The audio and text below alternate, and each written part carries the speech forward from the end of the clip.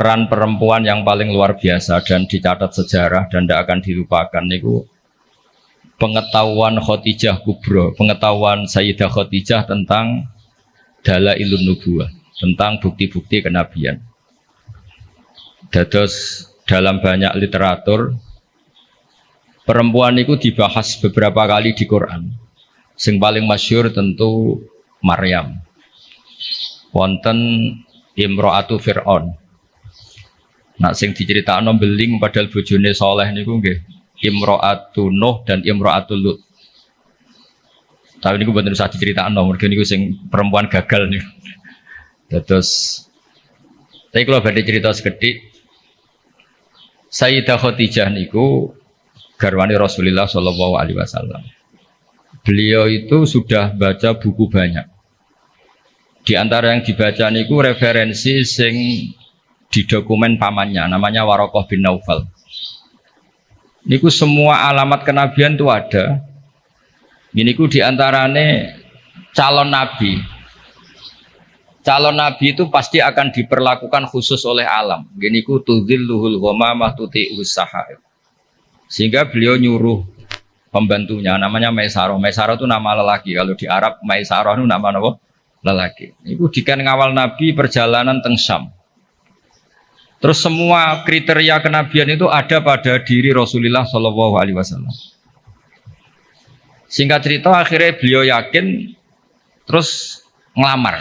Terus riyen itu sing ngelamar niku Khadijah. Mulane Mbah Mun sering guyon niku alamate ulama iku warasatul anbiya niku kudune disenengi wong wedok aja seneng. Dadi disenengi iku gagak. Riyen Nabi Yusuf disenengi Zulaikha, Kanjeng Nabi disenengi Khadijah. Nak seneng sering kecewa. Singkat cerita, setelah 15 tahun menikah, karena Nabi umur 25, Sayyidah Khadijah umur 40, 15 tahun menanti ini mboten jelas mengarah ke calon Nabi. Jadi alamat itu kok tidak muncul lagi. Singkat cerita, pas Nabi Yusuf 40, Nabi kaget, angsal wahyu, disebut Fazia itu kaget. Akhirnya cerita tentang Khadijah. Sausé cerita tentang Khadijah ini sing agak unik. Dari sekian kriteria kenabian itu ditulis di buku. Tapi ada yang dipunyai hanya oleh perempuan. Terus para peneliti lelaki itu tidak punya, yang punya itu hanya perempuan dokumennya. Ketika sudah jadi nabi ini Khadijah matur, ya Rasulullah atau ya Zauji, itu masih panggil ya Zauji. Nanti kalau teman kamu Jibril datang bilang ke saya. Walhasil malaikat Jibril ini rawuh. Ketika malaikat Jibril rawuh niki radi agak-agak gimana nih? Faka syafat ansaubiha. Mboten usah pikiran sing macam-macam. Barang sebagian tubuhnya dibuka, Khadijah tangkel. Jibril masih. Jare Nabi lari. Terus ditutup malih, ditanya, Jibril ijek, sekarang datang lagi. Ternyata di antara dokumen yang dipunyai Sayyidah Khadijah, kalau Muhammad ini Nabi betul, maka malaikat itu cirinya kalau melihat aurat perempuan tuh lari. Makanya ini dokumen hanya khusus perempuan. Padahal Khadijah ini tidak tahu malaikat tidak tahu, dan Nabi juga agak ngerti kalau posisinya dites. Jadi Nabi pas santai-santai mbek Khadijah bilang, engkau nak kancamu teko. Kalau istilahkan sohib hukum, kalau yang memberi wahyu ke kamu datang, bilang ke saya. Itu bukti seakurat-akuratnya. Kalau seorang Nabi itu ummi itu makun tadrimal kita bualal iman, Nabi tidak tahu. Tapi definisi kenabian itu orang lain tahu semua. Maka kata para ulama, hampir semua ulama, andekan tareh itu menulis awaluman amana mutlakon, itu yang menang Khadijah, bukan Abu Bakar. Jadi partai perempuan yang menang. Jadi andekan cara penulisan sejarah itu siapa yang pertama iman secara mutlak, tidak melihat kelompok dan golongan, pasti yang menang itu Khadijah, seorang perempuan. Mau ini sing ngundang Ibu Nyai dadi yang menang no partai perempuan. Dari kula ini rada wedi. Nggih, sing jelas niki pertama dan terakhir kula nuruti mbah kula Mbah Jamil kalah tuwa. Nek. Karena saake muslimat. Saya itu diundang muslimat pusat beberapa kali dereng muni yo ketoke kok ora ono sing luwih tuwa. Dadi saged bali lho. Dadi dereng kula turuti hingga detik ini ketoke ora ono sing luwih tuwa dadi. Tapi nak diundang sepuh kan saged ngancam sithik-sithik.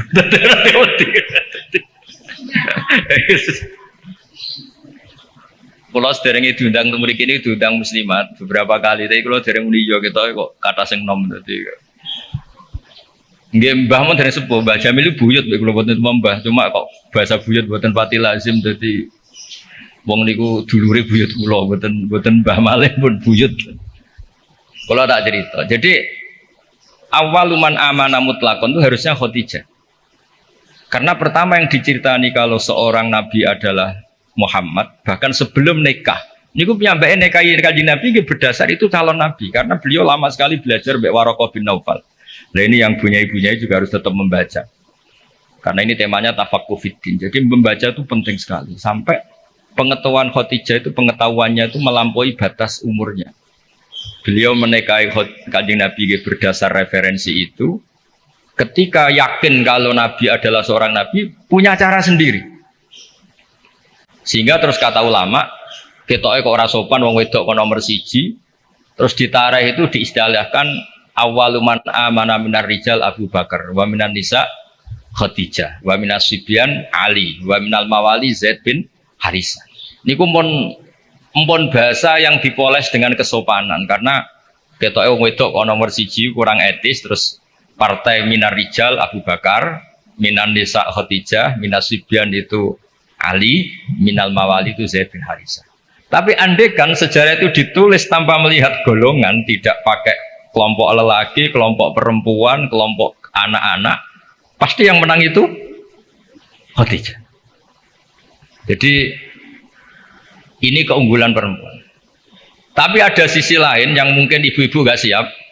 Tafaqquh fiddin itu, Nabi itu istrinya banyak. Makanya benar Gus Yasin tadi, kalau tanya tugasnya punya ya apa? Yang proteksi suaminya kayak gitu. Saya pernah baca di kitab Fathul Bari, kenapa Nabi itu istrinya banyak? Itu diantaranya itu karena perempuan tuh orang paling nekat menceritakan jeleknya suami. Jadi kalau Nabi itu istrinya banyak, kalau beliau tidak soleh betul, pasti konangan. Karena perempuan pasti gak canggung-canggung menceritakan jeleknya suami. Nah ternyata dari sekian yang pernah dinikahi Nabi, semuanya solihah, semuanya kenangannya baik. Jadi rano sing cerita Nabi nak bengi turu ngorok ini buat nanti. Aisyah yang paling cantik ini aku sering ngetes Nabi ini tidur di depannya. Ini Aisyah bukan Saudah, Aisyah. Ini ya Nabi tetap asik sholat. Padahal Aisyah itu istri paling cantik. Ketika Aisyah mengganggu tidur di depannya, Nabi malah ngendikan dari ini ata'abbadu li rabbi, aku mbarno tak sholat. Sampai Sayyidah Aisyah ketika putus asa ngendikan fa'uqaddimu hawahu ala hawaya, saya mengalahkan selera saya, mendahulukan selera beliau yang ingin sholat. Begitu juga Zainab, cantik. Itu ya punya wiridan-wiridan dari Nabi. Maimunah juga gitu. Nah itu andekan Nabi itu figur yang hanya soleh di luar, di dalam tidak soleh, pasti ini bocor. Siapa bisa nandingi perempuan? Pasti bocor. Tapi ternyata enggak. Makanya kata Ibnu Hajar al-Asqalani dalam kitab Fathul Bari itu, adallu dalilin ala nubuwati Rasulillah Muhammad SAW adalah cerita para istrinya. Padahal mereka banyak, artinya banyak itu ya cemburu, ya macam-macam. Harusnya karena cemburu ini kan terus ceritanya ngawur. Ternyata enggak juga. Itu betapa solehnya Nabi SAW. Sampai dungu-dungu sing kados mara kuburan, niku ya baru kayak cemburu. Terus Nabi wae teng Sayyidah Aisyah terus keluar. Pikiran Aisyah pasti ke istri yang lain, ditututi. Terus jenengan gak ada mata-mata ya ono sanate. Jadi ditututi. Ditututi ternyata mboten pirsa Nabi kalau ditututi. Ternyata kalau malam niku nilii teng baki. Nilii teng baki assalamualaikum warahmatullahi mukminin wa inna insyaallah bikum lahiqun. Niku riwayat Sayyidah Aisyah berdasar cemburu gara-gara buntuti ini akhirnya riwayat. Oh ternyata bojoku nak dalu iku penggaweane maro kuburan. Terus begitu juga cerita-cerita yang lain. Belum masalah hukum. Dulu hukum itu tidak diketahui kalau tidak barokahnya perempuan-perempuan itu. Ada sahabat tuh agak usil. Gimana hukumnya mencium istri ketika Ramadan? Batal enggak ya? Sing ditakoki adalah jenis-jenis yang kayak Nabi itu ya kita serah nopo wis cara ngempet iku kuat lah. Tanya Maimunah, apalagi Saudah. Kata Maimunah, kalau ke saya kayaknya enggak. Yang potensi ya itu tanya ke Aisyah. Karena Aisyah ini paling cantik, paling muda. Akhirnya tanya. Dan dijawab oleh Aisyah, qabalani Rasulullah wa waso'im. Nabi itu kalau puasa ya kadang mencium saya, Nabi tetap puasa. Akhirnya jadi fikih, qublatu zauji li zauja itu tidak batal. Menciumnya suami ke istri itu asal mencium saja itu tidak batal. Jadi dokumentasi hukum fikhiyah itu semuanya itu, terutama yang masail perempuan itu barokahnya perempuan-perempuan istrinya Nabi. Tadi benar yang dikatakan Gus Yassin, dokumentasi itu hanya ada di istri-istri Nabi. Makanya kata Ibnu Hajar al-Asqalani, andai kan tidak ada istrinya Nabi, maka dalailun nubuwah, kesolehan orang di rumah itu kan ukuran.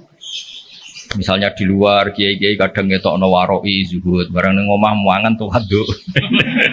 Jebule gayane mangan sithik iku mau jaim jaga imet tok.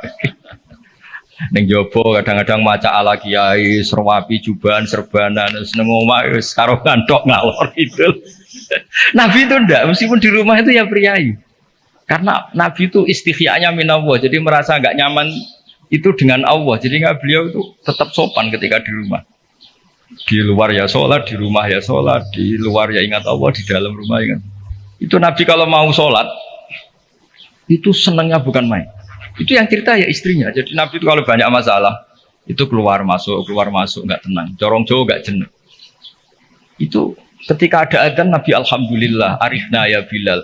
Alhamdulillah waktu sholat sudah masuk. Arifna ya Bilal, ayo cepat Bilal datang ke sini. Saya ingin istirahat. Itu istrinya tahu bahwa Nabi itu hiburannya tidak dengan istri-istrinya, tapi dengan sholat. Oh, istrinya sampean tentu nggak tahu kalau suaminya gitu, pasti tidak tahu karena tidak ada buktinya. Itu Nabi itu kalau belum sholat tuh keluar masuk. Tapi ketika waktu sholat terus arifna ya Bilal, ayo aku kasih istirahat Bilal. Tuh kalau kamu sholat tuh senangnya bukan main. Makanya ngedikan waqurratu aini fisol. Dan itu kesaksian seorang perempuan. Itu nggak mungkin nggak bener itu, karena tadi sekali nggak bener, mesti geger. Corong Jawa dikeranyam kira-kira gitu. Jadi ini cerita-cerita unik yang mungkin harus dikaji ya, karena ini disebut tafaqquh fiddin. Tapi perempuan juga ketika nyuwun sewu sudah tidak benar itu ya berat. Makanya ini yang kita harus hati-hati. Allah memberi contoh kepada orang-orang kafir, imra'atan Nuhi wa imra'atan Lut kanata tahta abdaini min ibadina sholihaini, tapi fakhonata huma falam yughniya anhuma min Allahi syai'a wa qila dkhulan nar ma dakhilin. Itu contoh yang perempuan gagal. Tapi perempuan yang sukses padahal suaminya itu enggak benar. Ada juga contohnya wa imra'ata Fir'aun. Sehingga di Indonesia alhamdulillah barokahnya Rasulullah sallallahu alaihi wasallam. Contoh yang pertama itu hampir jarang terjadi. Yang suaminya soleh, perempuannya tidak solihah itu jarang. Tapi kalau yang lelakinya tidak soleh, perempuannya tetap solihah itu banyak. Jadi alhamdulillah itu barokahnya Rasulullah SAW. Jadi kebalik kalau di Indonesia malah suaminya nggak benar, istrinya itu benar, solihah itu. Itu nggak benernya suami jenengan tuh cek sepele ini Fir'aun. Jadi di Quran tuh cerita ada orang solihah tuh istrinya Fir'aun, nggak tanggung-tanggung, tapi termasuk legenda. Jadi intinya Quran tuh sangat ngapresiasi kesalehannya orang perempuan sampai ada surat Nisa, ada surat Mumtahanah yang agak ekstrim ya surat Mujadilah ini. Ada yang baca Mujadilah, ada yang baca Mujadalah. Kalau Mujadilah berarti pakai isim fa'il, kalau Mujadalah pakai masdar. Nabi itu belum pernah dikalahkan sahabat. Tapi kalau sahabat perempuan itu komplain. Nabi kan ditanya, ya Rasulullah, saya ini didihar suami saya. Ya kalau sudah didihar ya kamu haram, nggak boleh kumpul dia. Yang benar ya Rasulullah, ini hukum Allah apa hukum jenengan? Puantah terus. Sampai Sayyidah Aisyah nggak terima. Kamu harus berhenti bantah Rasulullah. Ini Rasulullah jangan kamu bantah. Selagi hukum itu belum dicabut, jenengan tak laporna Allah. Kacau tenan itu niku Kanjeng Nabi dilawan. Akhirnya ya Allah nuruti. Makanya akhirnya dihar itu tidak sama dengan tolak. Mergo qad sami Allah qaulal lati tujadiluka fi zawjiha wa tashtaki ila Allah. Terus dalam sejarah itu dereng ngenten hukum dirombak kecuali mergo dimune perempuan. Terus wae cara Pak Hasim Muzadirian ora ana ki goblok kecuali mergo disentak bojone. Terus saking tope niku dikomplain. Kanjeng Nabi, ini Rasulullah dikomplain. Tapi komplainnya saya ini sakit kula ijazahno jenengan. Terus pas dikomplain itu Nabi gak pati nurut.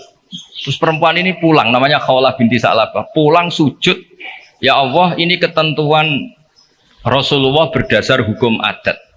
Beliau juga gak ngakui kalau itu dari hukum Allah. Memang Nabi itu ada beberapa hukum yang Nabi sendiri kalau ditanya, ada hukum fikih yang memang minallah ini nggak bisa diotak-atik. Ada hukum yang dijalankan Nabi karena yang berjalan baru demikian. Ini mah agak jelimet di usul fikih. Yang nggak menekuni, saya mohon ini tidak jadi fitnah. Memang seperti itu. Jadi misalnya ada hukum-hukum yang kata dalam Islam itu kebaikan jahiliyah akan diteruskan dalam Islam dan keburukan jahiliyah akan dihentikan. Jadi kalau hukum jahiliyah itu bagus ya diteruskan. Makanya nikahul jahiliyah itu tidak ada yang dibatalkan oleh apa? Islam. Misalnya dua pasangan itu semua nikah kan zaman apa? Jahiliyah. Karena nikah itu bagus ya Islam tidak perlu mentajdid lagi, memperbarui lagi. Nah dihar itu zaman jahiliyah dianggap pantangan. Karena itu dianggap bagus ya Islam menetapkan dihar itu mirip tolak gitu. Tapi yang ini dikomplain sama Khawlah. Komplainnya nggak tanggung-tanggung, dia ke kamar sholat sebanyak-banyaknya. Protes hukum ini ya Allah tolong dibatalkan. Ini gue gara-gara kayak perhitungannya ini gue kayak bujune ini gue ganteng sugih. Nah, jadi soal hasil kakean perhitungan ini. Tapi gak tanggung-tanggung, maturi langsung mbek pengiran watas taki ilap. Terus wa yasma'u tahawurakuma. Jadi Nabi itu didebat. Nabi betul nanti ditamu lanang debat nih. Itu nanti. Jadi nak ono kiai kalah mbek bojo meneh tek kiai Kanjeng Nabi on dilawan. Makanya itu masyhur cerita itu di surat Mujadilah atau Mujadalah. Jadi qaulal lati tujadiluka. Jadi kalau pakai isim fa'il fa huwa mujadilun berhubung muannas wa hiya mujadilatun. Masdarnya mujadalah. Ketika Umar radhiyallahu anhu jadi khalifah, ini Khawlah ini datang di tengah perjalanan yang panas dihentikan Umar. Itu diomongi kira-kira jam 11 sampai setengah 3 meh dhuwur iku entek. Sampai Umar pamit, "Mbah niki kula badhe dhuwurin. Wektune badhe telas." Pengawal Umar gak terima, "Engkau Amiril Mukminin, kenapa berhenti karena orang tua ini?" Terus kata Sayyidina Umar, "Atadrimanil ajus, kamu tahu orang tua ini siapa? Ini Khawlah binti Sa'labah. Sami'aha Allah min fawqi sab'i samawat." Ini orang yang ketika protes didengar Allah dari langit 7. Ayasma'uha Allah wa la yasma'uha Umar. Allah aja mau mendengar, masa Umar tidak mau. Andai kan tidak ada sholat duhur, saya akan dengar sampai dia capek.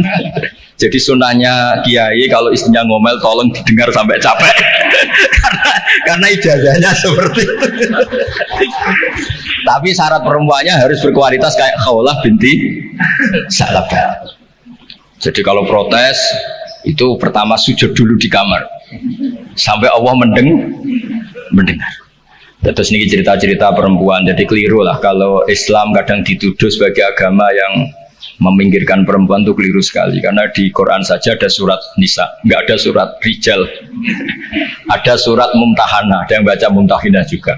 Ada syarat Mujadilah atau Mujadalah. Ini surat-surat jelas bintangnya ini perempuan.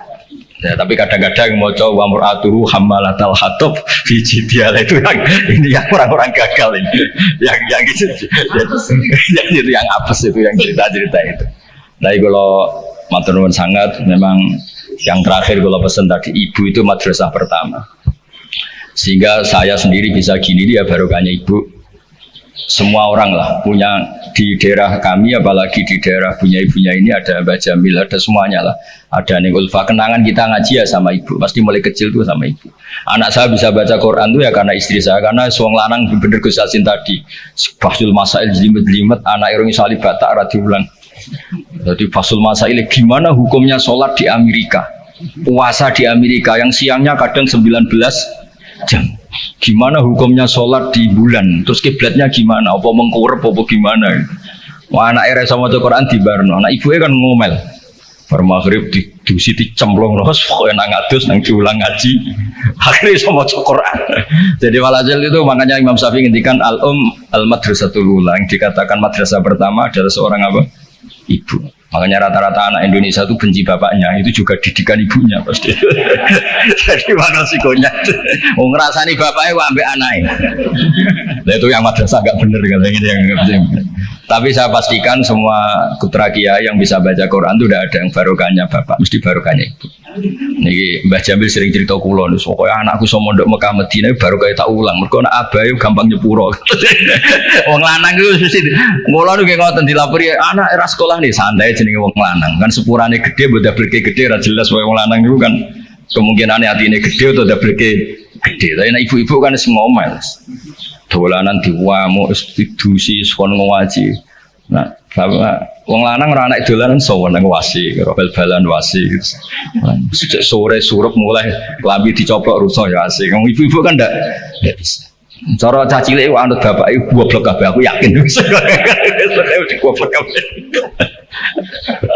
Tapi nggih ngoten salah anut ibuke nggih cerewet kabeh lan iki semua tengah-tengah. Tapi yang jelas Quran itu fair ya. Jadi cerita Imro'atan Nuh wa Imro'atan Lut. Tapi juga cerita Imro'atu Fir'aun. Artinya perempuan itu punya sejarah diasuh orang soleh nyun sewu gagal meskipun itu jumlahnya tidak banyak. Tapi juga punya sejarah diasuh orang nggak benar jadi perempuan yang luar biasa. Makanya kalau suwon tafaqquh fid din utamanya yang mengkaji Quran lah, karena Quran itu lengkap-lengkapnya kitab buah, belum ada kitab suci mulai Zabur, Taurat, Injil selengkap apa? Al-Quran. Jadi kita tidak perlu berpikir kitab suci yang lain karena kita tidak tahu itu muharraf apa enggak. Karena kita Islam, soal yang pengikut yang lain ya monggo, tapi ini cerita sampai halal gini ya diceritakan Quran, cerita wanita yang nyun sewu gagal padahal suaminya soleh, yaitu Imro'atan Nuh sama Imro'atan apa? Lut. Tapi juga cerita perempuan tangguh padahal suaminya ini enggak soleh, bahkan enggak soleh kelas atas Fir'aun. Buatan terima togel, buatan terima dadu, buatan terima narkoba, ini ngaku pangeran. Niki sinten? Fir'aun. Semono niku beda bojo solihah. Solihah standar dunia dan akhirat, buatan solihah standar organisasi. Niki solihah legal formal dunia akhirat, Allah sing ngakuin. Ini kan luar biasa. Terus yang terakhir kalau cerita kesan untuk barokah Asma binti Abi Bakar. Niku Nabi mau hijrah, andai kan nggak melibatkan perempuan, itu tidak bisa. Karena Nabi ini hijrah itu kan sembunyi-sembunyi. Beliau itu sebagai manusia itu butuh makanan. Kalau dikirimkan lelaki itu dicurigai. Ini kok Asma pura-pura corong Jawa itu angon onto, yang onto ini empon perah lah, jenis yang susunya banyak. Karena di Arab itu onta itu otomatis juga sumber minuman bergizi. Niku pura-pura angon. Ternyata angonnya itu di kawasan yang dipakai sembunyi Kanjeng Nabi dan siapa? Abu Bakar. Dan jenenge wong wedok bener Gus Yasin tadi. Iku abah mangan ta ora, Kanjeng Nabi mangan ta ora, dadi yo nggawa bekal, digaono daharan, digaono roti macam-macam.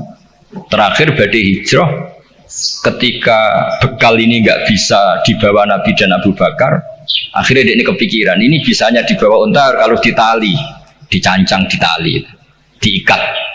Akhirnya Asma niki dia punya sabuk ya, sabuk dari kain, diikat pinggang dari kain terus disobek jadi dua. Yang satu dipakai apa?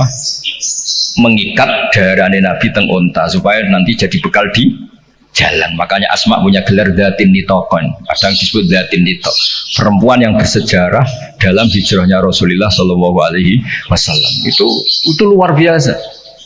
Jadi Nabi di gua sembunyi itu yang nganterin makanan tuh Asma, karena nggak dicurigai karena dia perempuan. Soro pikiran orang Arab, orang wedok bisa apa? Itu perempuan bisa apa? Ternyata yang ngatur makanan, ngatur perjalanan hijrah termasuk bekal ini semuanya Asma binti sinten Nabi Bakar. Jadi tafakuh fiddin, saya mohon ibunya itu Pak Yainya juga cerita lah heroiknya perempuan-perempuan yang luar biasa. Cerita heroik tapi yang ikhlas, jangan cerita heroik ben sing wedok heroik terus sing lanang kongkang-kongkang rokokan. Kadang-kadang kiai ngoten, ngebunya ini sergem mulang, kiai ini biasanya menjagungan ya berkebunnya. Makanya di Indonesia banyak pondok yang pondok putrinya hidup, pondok cowoknya enggak hidup karena kiainya santai, bunya ini sing waras. Jadi ribet ya. Jadi memang wong lanang itu gitu. Kalau sing wedok tenanan, sing lanang itu sing santai. Jadi memang hidup itu tidak pernah sempurna, tapi bagus lah. Gak sempurna itu ya bagus karena jadi tawadu. Terus, walhasil kalau cerita betapa perempuan itu dihormati di Quran. Dan itu detail. Allah kalau cerita perempuan itu detail. Mulai ceritanya tadi detail sekali. Makanya kalau belajar Musnad Ahmad itu diantaranya ada cerita Nisaul Ansor. Jadi ada beberapa juz yang memang hanya cerita tentang perempuan. Mulai komplainnya, misalnya rijalul la tulhim tijarah itu komplain. Ya Rasulullah, dosanya perempuan apa? Kenapa tidak pernah didiskusikan oleh Quran? Quran itu fihi rijalul subuna yatatahharu terus. Akhirnya jadi turut ya pengiran ono innal muslimin wal muslimat wal mu'minina wal mu'minat. Jadi komplain kalau nggak masuk itu ya komplain mulai dulu. Jadi segawannya komplain.